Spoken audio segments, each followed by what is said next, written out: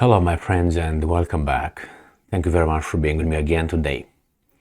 The Ukrainians are hitting Mother Russia again. So there is a refinery in Krasnodar Krai, which is in Ukraine, not in the occupied territories or the newly acquired territories. And it seems like the Russians can't do anything about it. This is the second time in 2 days. The same location, so that's bad.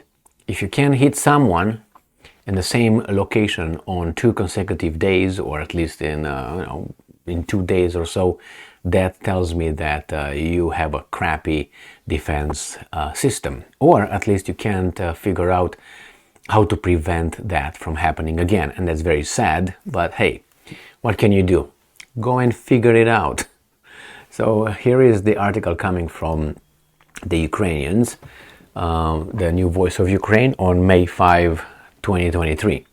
Second blast in 2 days at Ilsky refinery in Krasnodar Krai. Russian media report drone attack. So let's see where that Krasnodar Krai is first, okay? So I'm going to go on this map and it's right here. And I have another one, a better one. Why? Because it shows, this is the Black Sea here, this is Turkey, south here, this is the Crimean Peninsula. Right, so this is Krasnodar right here. So that's across the Kerch Bridge right here. And how did they get here? I don't know, because let me show you the front here. And you have, this is where the hostilities occur. And this is where Krasnodar is, where these guys are pointing to Ilsky right here. So this is there's bad news for the Russians, obviously. Let's see what the Russians say. Krasnodar regional governor reported that tanks containing oil products caught fire. The fire was contained on an area of 400 square meters and extinguished. The fall of the 4 UAVs caused the fire. The fall of 4 UAVs. This is from today. So, interesting.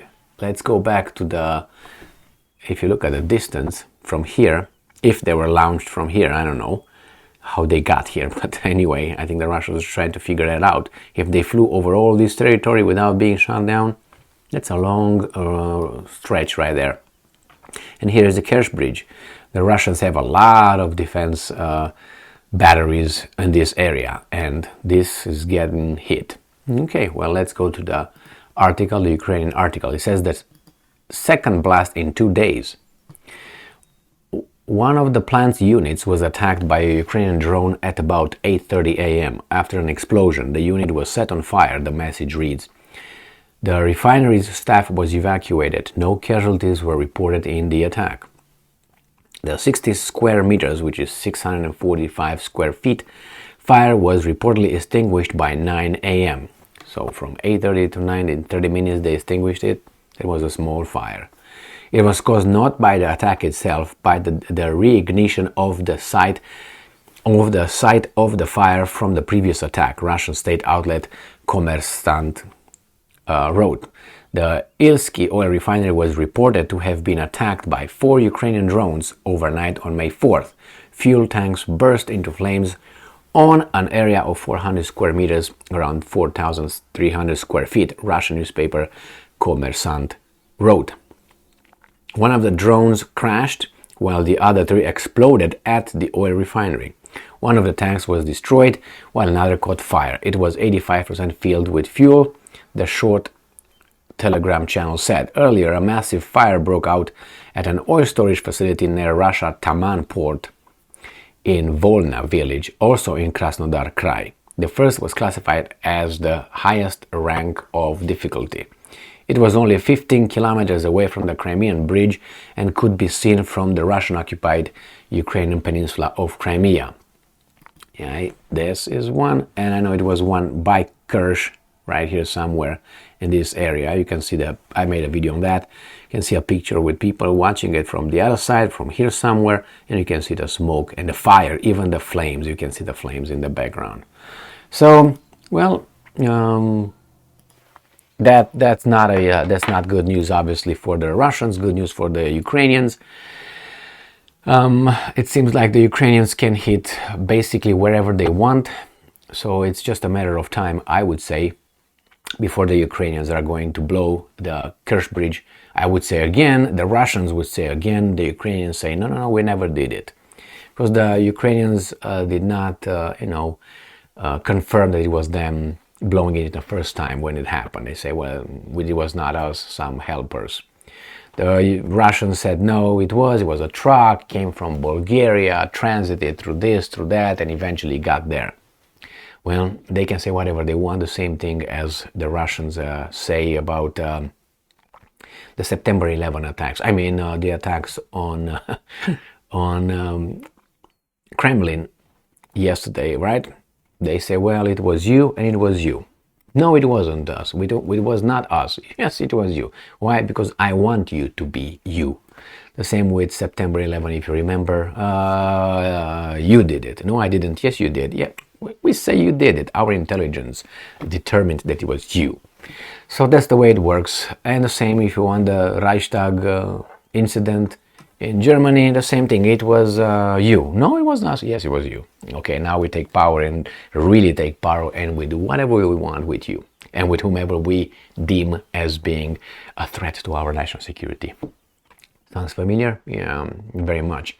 The problem is, it's very interesting that some countries on this, actually one country on this planet, has national security interest everywhere on this planet, everywhere. But no one else is allowed to have that.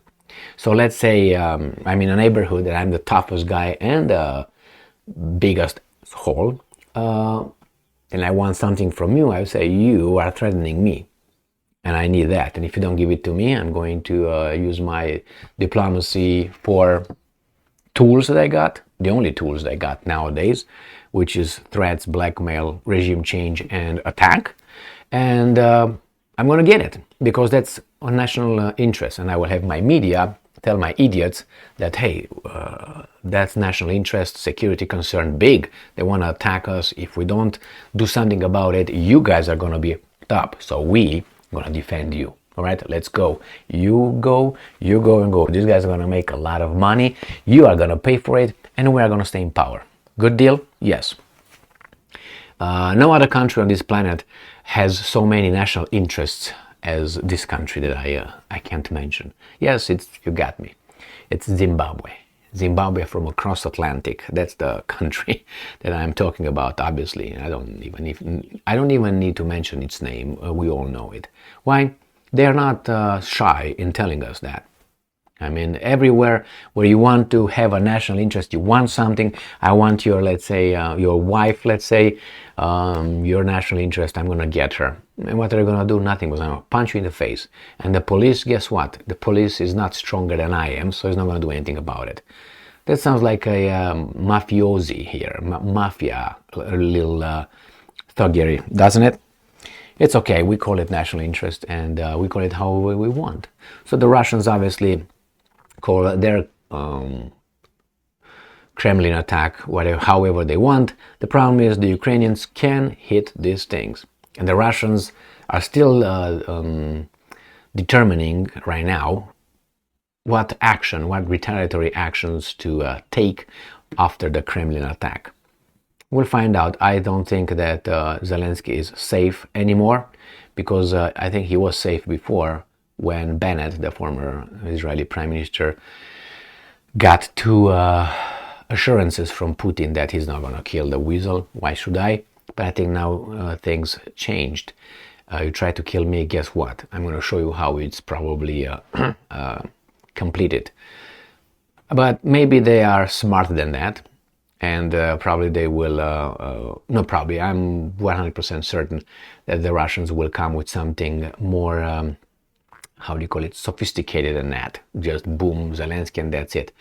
I think it's not going to be only Zelensky, it's going to be more than that. And besides, why should you kill that weasel? Just as an example, could be, an eye for an eye. I mean, Zelensky will understand that one. An eye for an eye, a tooth for a tooth. The Christians who, I don't know, they have a problem with that, even though September 11 showed us that we apply the same rule, which, what are you gonna do? Oh, turn the other cheek, right? And what, forgive your enemies? Is that what it was? Yeah, okay.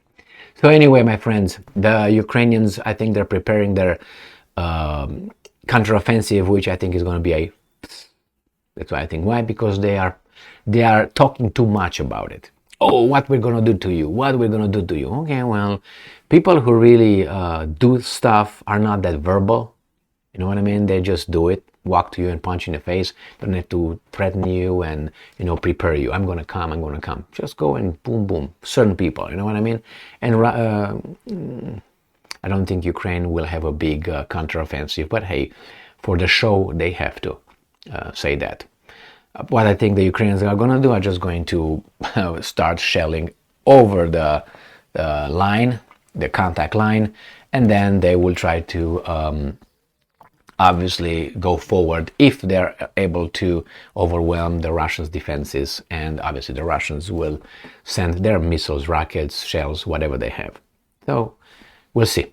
There's no other way of doing it, and for that you need a lot of ammunition, a lot of weapons, and a lot of people, which I don't think that Ukraine really has all those, as they say. The outcome of the counteroffensive will be. You need a big firepower and a lot of people. We'll see.